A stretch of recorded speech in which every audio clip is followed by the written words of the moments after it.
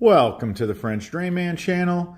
I'm your host, Robert Sherwood, and I'm going to take you through a full, complete, from A to Z outdoor sump pump installation.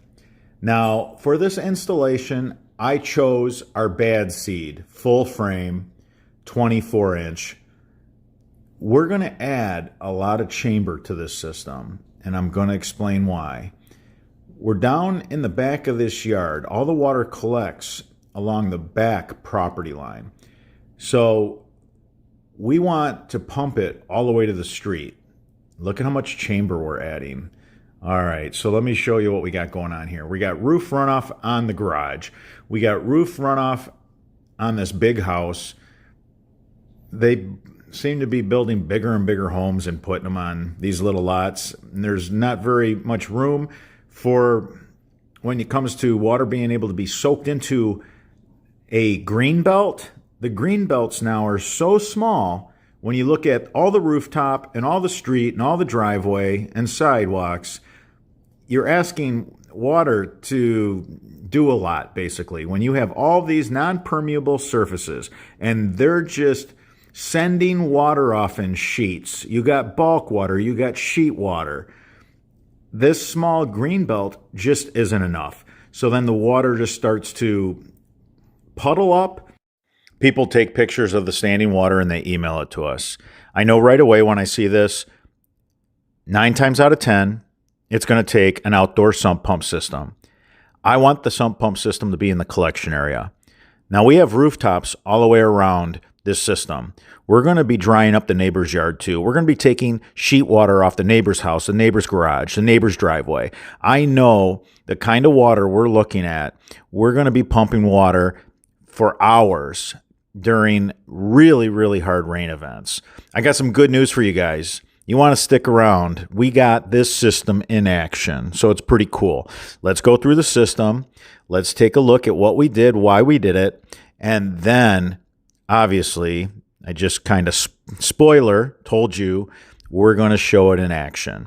So I chose a bad seed sump system. We also put a heater in this, so this was a heated unit. That big piece of chamber you see laying on the ground right there, that's how much chamber we added to this. I'll tell you why I added that much chamber, and I'll tell you why I chose the bad seed. We're pumping all the water from the very far back of the yard all the way to the front street. At some point, we're going to be going downhill. But the initial push, there's going to be a lot of water in an 1.5 inch Schedule 40 line. And when this shuts off, we're not going to have a check valve. I don't like using check valves. Check valves wear out. Check valves fail. Check valves are not perfect. It is just another item of maintenance. Now, of course, gravity is always the best drainage, because you don't have to worry about a pump failure. But the reason why we have this giant reservoir is so we don't wear out a pump. I want to make sure when this pump turns on, we're getting that cycle's worth. Every sump pump has only so many life cycles in it. All the manufacturers post this, make it public. You can look up a pump and it'll tell you how many life cycles it has in it. If you hear your pump going on and on and on, you're eating it up. You're going to have to replace it soon. So we have our duplex 24-inch full frame bad seed here with added chamber length. We also have a reducer that goes from the full frame down to a 6-inch. And then I'm going to run across the rest of the back of this lot with the Boffman tile 4-slot Mighty 6-inch in the premium yellow.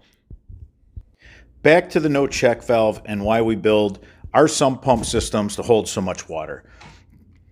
We're going to pump a bunch of water out towards the street. When it shuts off with no check valve, the water that's still in the line is going to run back into the sump pump system. Now, if I have a Screamin Demon in this case, it's just going to cycle again because a Screamin Demon has the pump down in the sump.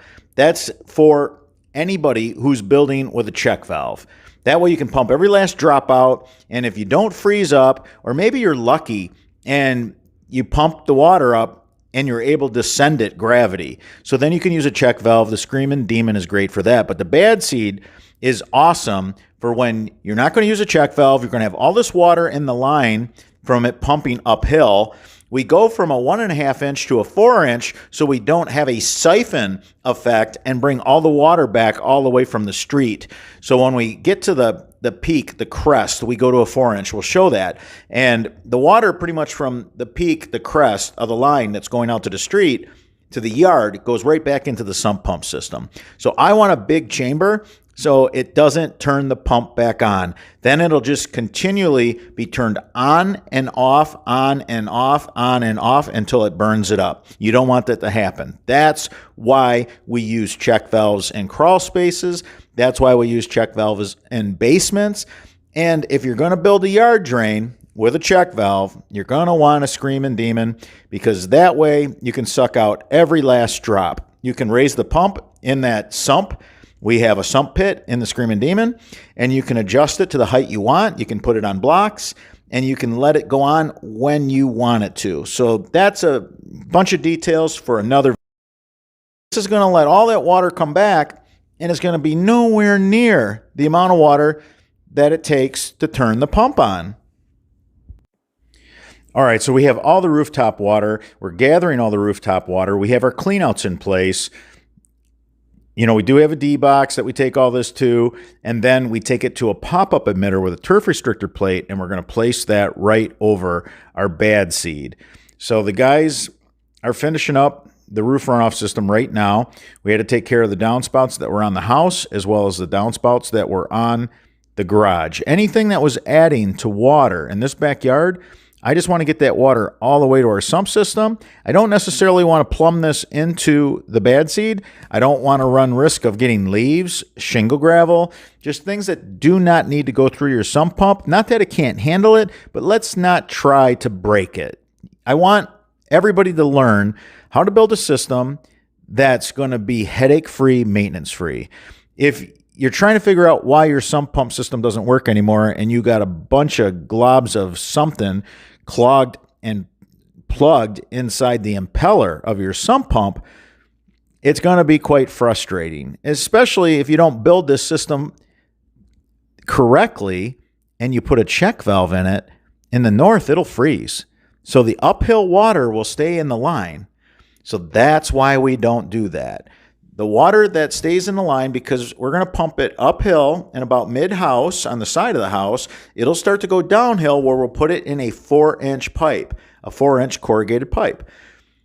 At that point, I know the water is going to make it out to the street. However, all the water that we just pumped uphill needs to come back into our bad seed sump system with this big bad chamber so that it doesn't freeze. Again, if you have the check valve holding all that water in the line that it gets pumped up into, when it turns off, the check valve doesn't allow the water to run back in. That's the job of the check valve.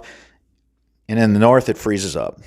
But I still endorse building them like this. Even in the south, any warm climate, I would still build them without a check valve. It just takes one more maintenance item out of the equation, and that's what we're all about here at French Drain Man.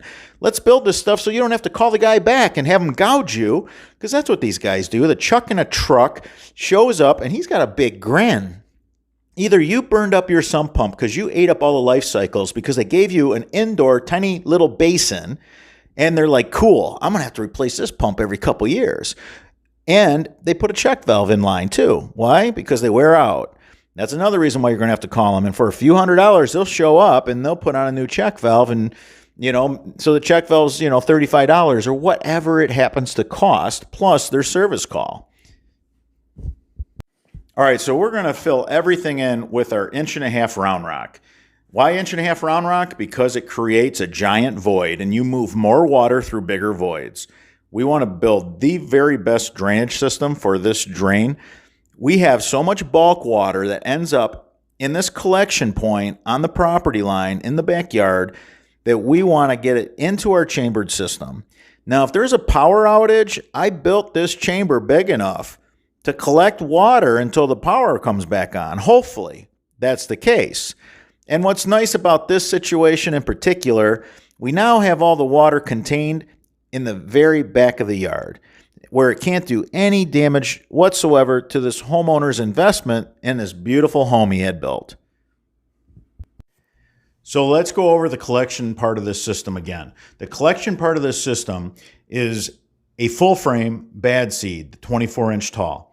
We went ahead and we added another 10 feet of chamber. Then we went ahead and we put a reducer that takes you from the full frame bad seed to a 6-inch pipe.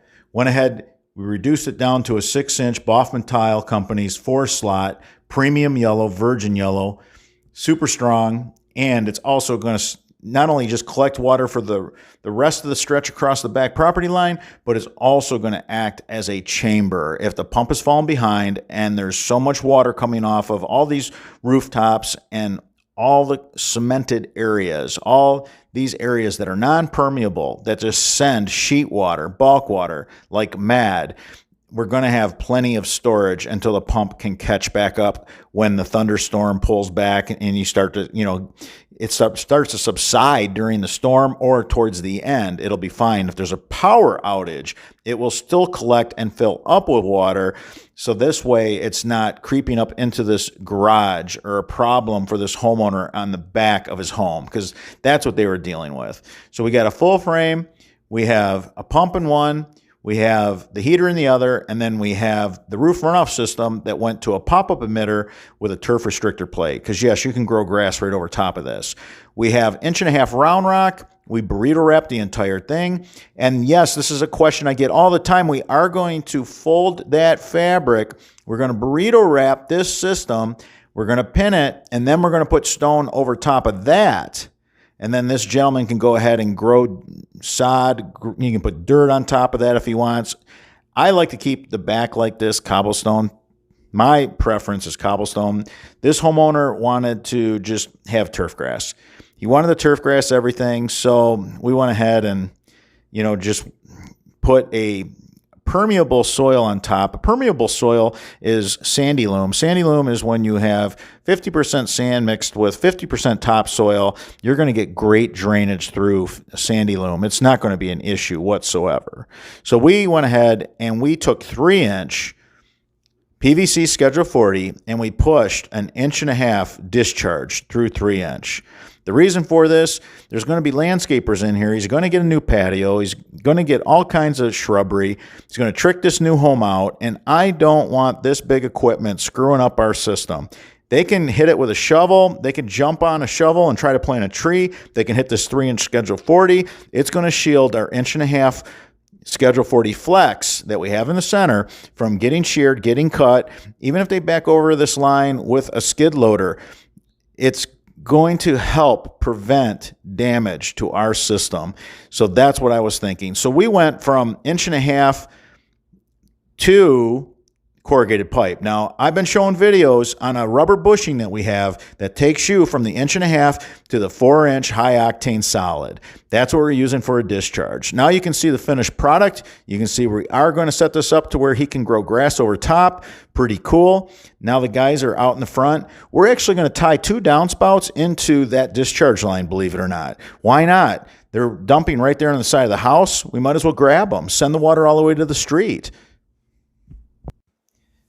Now, double check with your building department. Find out, maybe you got to talk to the road commission. You never know who's going to get involved, but we're supposed to stop 20 feet from the curb. So I had to tell my homeowner, listen, we're supposed to stop this 20 feet from the curb. He said, well, I have a neighbor who took it all the way to the street, and there hasn't been any trouble, and it's been there a few years. I said, look, we can go onto the city walk and we can do what we do. We can make it happen. We can get you right to the curb. Having said that, we had this conversation, meaning it's on your dime if they write you up and I have to come back and we have to basically dig this up, pull it back 20 feet. Been there, done it. So have that conversation always with your homeowner. If you are the contractor, make sure that your client understands. All right, so always chop up the clay like you just saw the guys doing. So Cale was just working the shovel really good. Anytime he's seen a big chunk of clay, he was just chopping it up in small pieces. Right now, we're mending the sprinklers. Anywhere we came across the sprinkler line, we had to cut them so we can get our system in. But then we're going to go ahead. Chris is mending the system here with Francisco. They're going to go right over top of the line. See, beautiful work. These guys are doing fantastic work. So we're using couplers that are barbed. We slip it over both barbs on each side, and then we go ahead and we have stainless steel clamps that we crimp it with. Beautiful work by just a professional team. Can't say enough good about this team. Phenomenal, phenomenal. So about now, I know you guys are just aching to see the results. You're dying to see the results. Right here is where we're discharging all the water.